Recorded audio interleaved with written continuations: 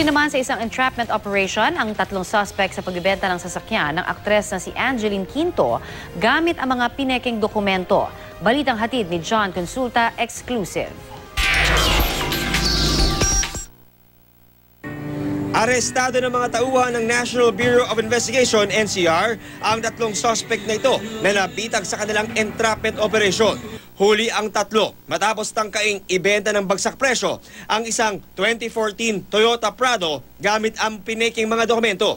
Nang itrace ng NBI sa LTO kung sino ang may-ari ng luxury SUV, lumabas na ang registered owner ng sasakyan, ang singer-actress na si Angeline Quinto. Ang papeles ay pikit, ang tinatawag niyan forged, falsified. Nung binerify natin yung certificate of registration at saka original receipt ng ibinebentang Land Cruiser, hindi naman ito totoo. Ayon sa NBI, ibabalik na raw sana ni Quinto ang kanyang hinuhulugang SUV sa binilhang car dealer. Pero inalok na bilhin na lang ng isang agent at nauwi sa pirmahan ng isang open deed of sale.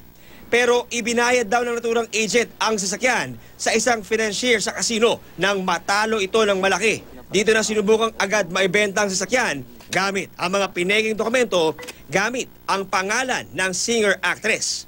Pinege ang mga dokumento para palabasin na walang encumbrance o utang ito sa bangko.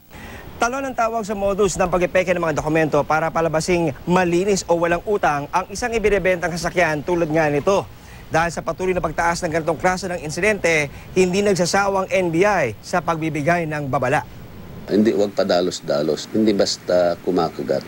Kung sasabihin mura, yung sasakyan. Sinusubukan pa namin kunin ang panig ni Quinto. John Consulta, GMA News.